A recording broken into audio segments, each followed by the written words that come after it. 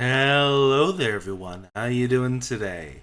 I hope you're all well. Today we're going into r/Let's Not Meet, where we go over stories about somebody needing to jump out of a car to save their life, or a hooded man in the woods. But today we're going to start with the girl wouldn't stop laughing when she climbed out of the trees and tried to break into my car at 4. If you enjoy, like and subscribe.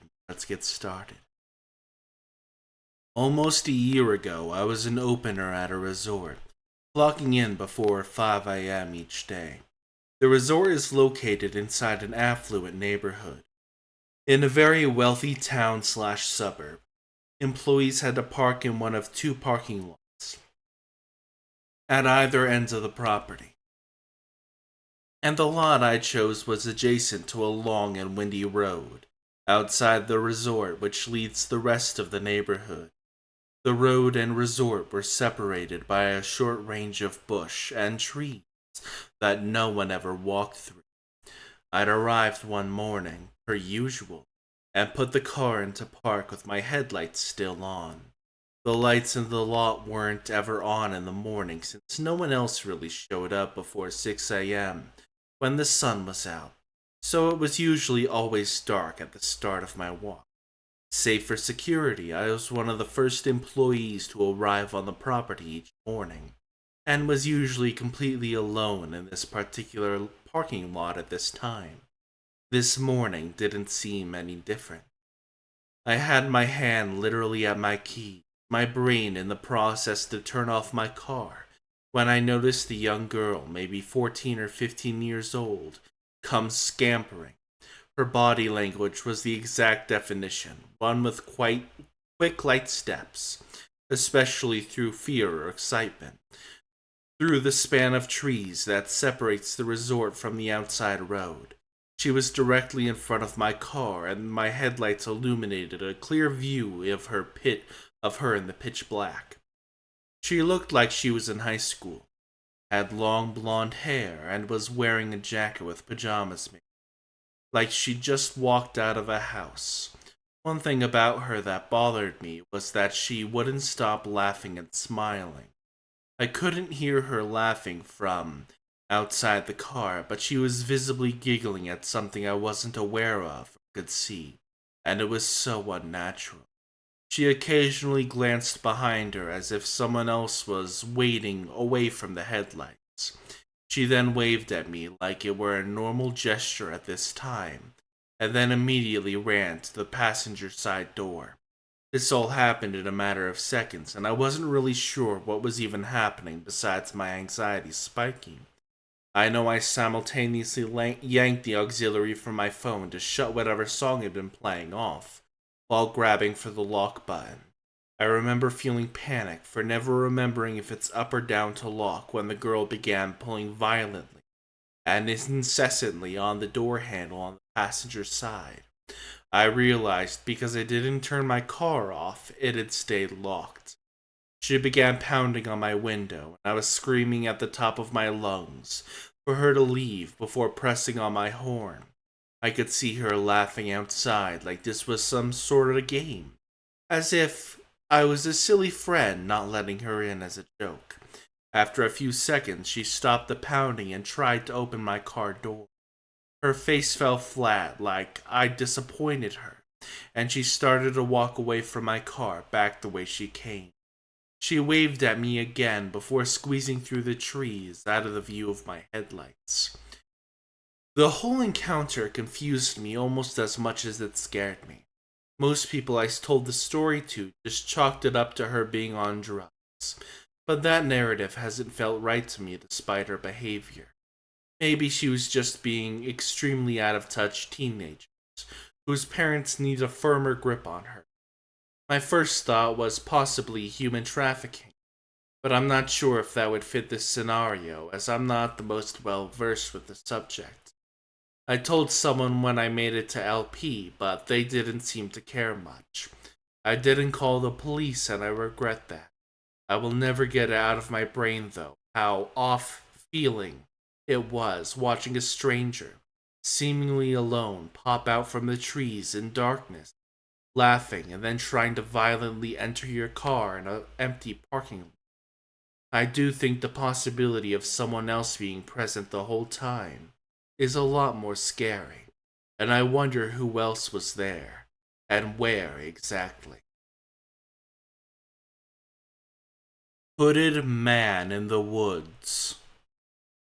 Alright, I spent my entire slow day at work yesterday reading through this subreddit, so now I want to share my little story. My childhood best friend Marie and I were around 11 or 12 at the time. Marie's family had their own campsite in a provincial park about 2 hours from our hometown, and would spend the entire summer each year living in their camper out there. This particular summer, I was able to go and stay with them for a week, and we were excited to spend our time adventuring around the forest. On the last night that I was there, we decided we wanted to hurry down to the ice cream shop by the lake before it closed. It was early evening at this point, still pretty bright out, but beginning to lose light. The path we took down a short slope right next to the main road, with maybe 10 feet of thick brush and trees in between. On the other side was the forest, with more tall, thick brush. So we were walking along, not seeing a single other person on the path in front or behind us. We hear a sudden rustling and snapping of branches, similar to the sound of maybe a deer moving through the woods. I wouldn't have thought anything of it, but then the sound of running footsteps followed.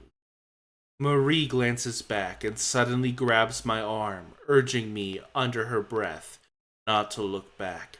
At the same time, the running stops.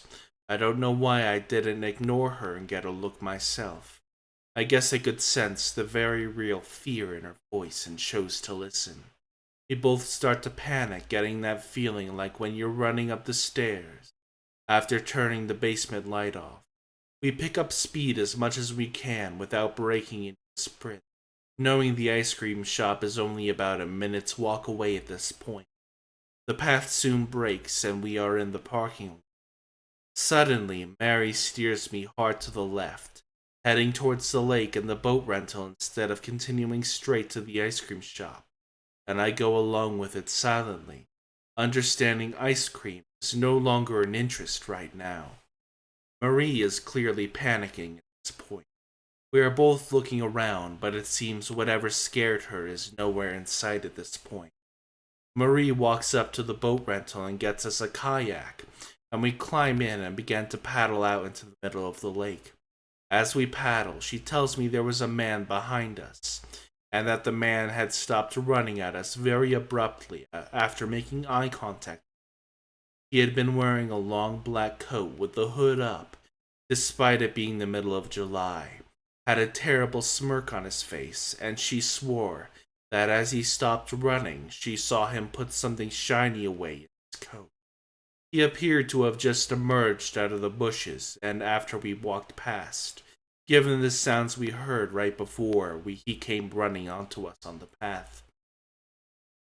We reached the center of the lake and stopped paddling. I pull out my Nokia brick phone that my parents had, thank God given me, just in case. I hand it to Marie and tell her to call her parents to come pick us up. As the phone rings, I see her look out past me to the shore and go pale, lifting a hand to point to what she was seeing. I turn, and there was the man, stalking his way around the path that circled the edge of the lake, staring out at us. We sat in the middle of the lake and watched him do 2 full laps, never looking away at us, before finally disappearing. It took a few tries to get a hold of her family. We were freaking out so bad the whole time as the sun got lower and lower. We did manage to have someone come with the truck, but by the time we reached the shore it was pretty dark outside. I don't know what we would have done if we hadn't been able to call for a ride. Looking back, I don't know why we didn't just go up to the ice cream shop, inform an adult there, and ask our parents to come get us then. But it worked out. We got back safe, and thankfully never saw that man ever again. That time I jumped out of a car.